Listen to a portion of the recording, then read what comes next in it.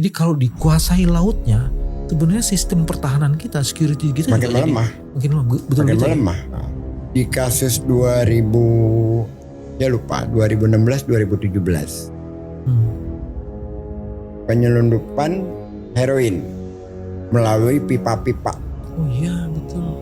Jadi laut adalah sorga bagi para penyelundup. Dan disitulah terjadi hengki-pengki dengan para penegak hukum di sebagiannya.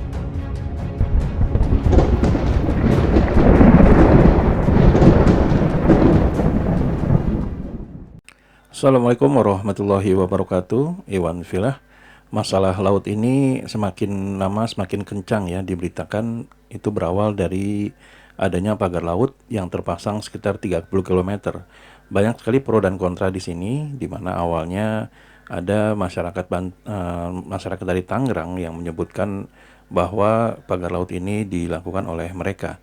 Namun seiring berjalannya waktu, seiring banyaknya perdebatan baik yang ada di TV ataupun di berbagai tempat, baik itu yang terekam atau tidak, itu membuktikan bahwa tidak mungkin nelayan memasang pagar laut tersebut, sehingga akhirnya banyaklah kalangan yang sepertinya menganggap bahwa pagar laut ini dipasang oleh oligarki atau mereka yang memiliki uang di negeri ini, sehingga banyak sekali anggapan bahwa sepertinya model-modelnya Indonesia ingin dikuasai oleh salah satu pihak.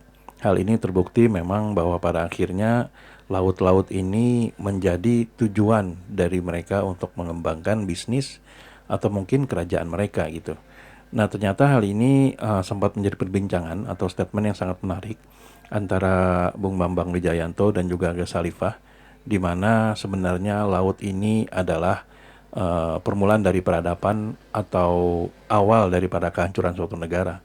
Karena memang kalau kita merujuk pada masa lalu, peperangan yang melibatkan banyak pihak atau peperangan yang mungkin mendapatkan kemenangan, itu awalnya adalah dari menguasai laut. Nah, bagaimana videonya? Mari kita simak berikut ini. Ada 3 soal lagi yang menarik nih. Yang pertama tuh tadi guys bilang pergi ke NTB. Ada satu aset negara ini yang namanya pantai. Iya. Kalau tanah banyak dicaplok sekarang, kayaknya modus operandinya kuasai pantai. Kuasai laut. Guys juga pernah menjadi komisaris di PT Pembangunan Jaya, itu kan berkaitan dengan laut. Kenapa pantai dan laut yang harus diambil dan dikuasai? Ya karena itu kan strategis ya.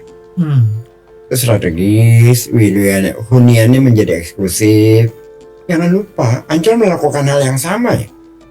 Maksudnya sama gimana tuh? Nyaplok juga? Iya, itu di Ancol Barat tuh perumahan-perumahan itu dulunya tahun 90, enggak sampai tahun 2000-an. Reklamasi tuh. Yang melakukan Pembangunan Jaya atau? Iya. Oke. Nah, terus untuk membuat seolah-olah itu tidak membuat jadi masalah besar, lalu dibikinlah buffer sekolah rakyat Ancol. Itu yang dibesarkan, jadi seolah-olah ini CSR-nya ini, padahal yang ngerjain orang lain. Yang ngerjain reklamasi itu. Itu udah mainan-mainan lama. Tapi apa hanya sekedar daerah strategis? Atau dalam hitung-hitungan cost benefit itu? Cost benefitnya jauh lebih tinggi. Lebih tinggi dapatnya karena belinya jauh lebih murah ya. Lebih murah. Itu berapa paling? Dan sangat luas lagi dia bisa kuasai konsesi itu. Sangat luas. Rusak lo lingkungan, gua nggak peduli. Ya, ada beda dengan reklamasi yang diizinkan oleh Anies ya. Bedanya di mana? Kalau yang ada di Ancol Timur itu memang murni berawal dari ide Bank Dunia. Tahun 2007 ingat gak? Jakarta banjir, 2/3 Jakarta tenggelam. Dapur umum di mana-mana tuh. Oke, 2007 tuh. 2007. Lalu ada proyek JD namanya. Intinya adalah proyek JD itu pencegahan banjir. Sungai-sungai di Jakarta, 13 sungai dikeruk. Sekian waduk dikeruk. Nah, tempat pembuangan pengerukannya itu dikasih di situ. Di Ancol. Nah, sampai sekarang hasil pengerukan itu udah 22 hektar. Nah, oleh Anies supaya ini legalitasnya jelas, ada alas hukumnya, dibuat Kepgubnya. Nah, itu beda cerita, sama sekali beda cerita itu. Jadi Anies tidak melakukan reklamasi, tapi dia memberi Memberi alas legalitas hukum, pada tanah yang sudah jadi dipakai untuk itu. Dan itu kan panjang. Pengerukan MRT yang berjalan juga. Kalau nggak mau dibuang kemana? Kan sungai-sungai waduk kan terus pembangunannya pengerukannya kan terus menerus. Saya mau menyentuh satu isu yang di pantai itu yang menurut saya menarik, cuman kompetensi saya juga kurang, saya nggak tahu Gis bisa jelasin atau enggak.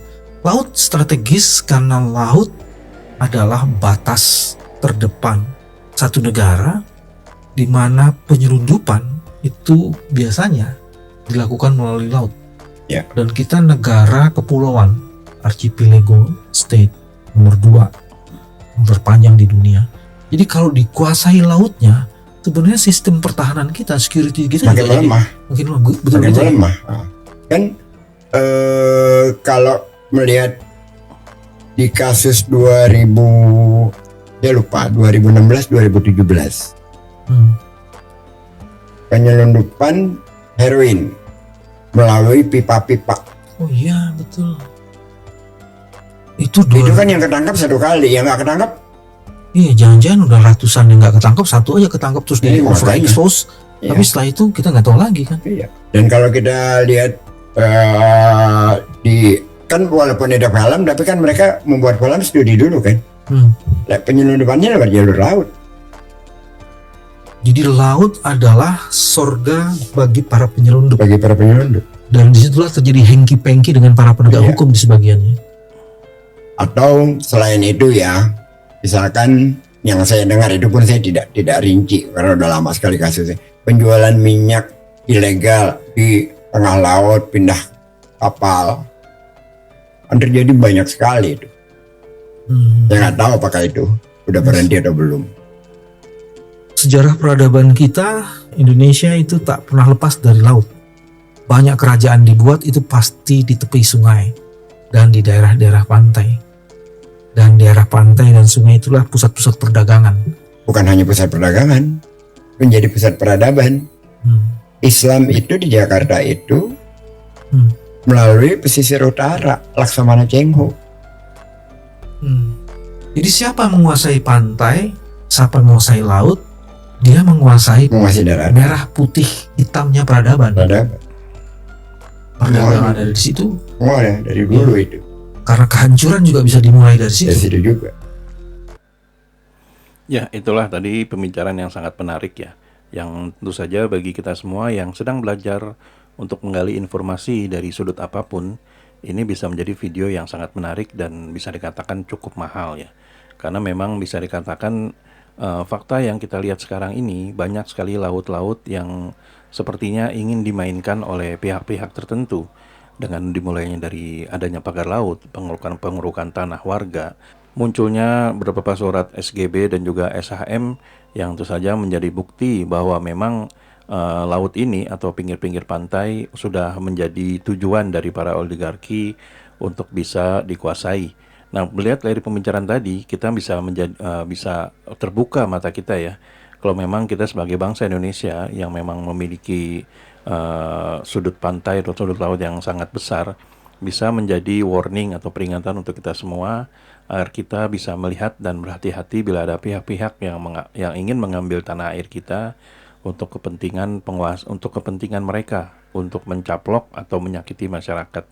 Semoga video ini bisa menjadi informasi untuk kita semua bahwa tidak ada salahnya untuk kita bisa berhati-hati, terutama kawan-kawan kita yang tinggal di daerah-daerah kelautan atau di pinggir pantai, untuk bisa melihat dan melaporkan bila memang ada kasus-kasus seperti pagar laut ini sebelum terjadi lebih jauh lagi, sehingga negara kita bisa aman dan bisa terlindungi dari penjajah yang berada di dalam selimut kasur kita juga, sehingga kita bisa berhati-hati dan bisa langsung bertindak cepat sebelum akhirnya semuanya terlambat. Semoga video ini bisa menjadi informasi untuk kita semua. Dan akhirnya Eden Project pamit mundur. Bila memang kami ada salah kata atau salah data, kami mohon maaf. Wabillahi taufiq wal hidayah. Wassalamualaikum warahmatullahi wabarakatuh.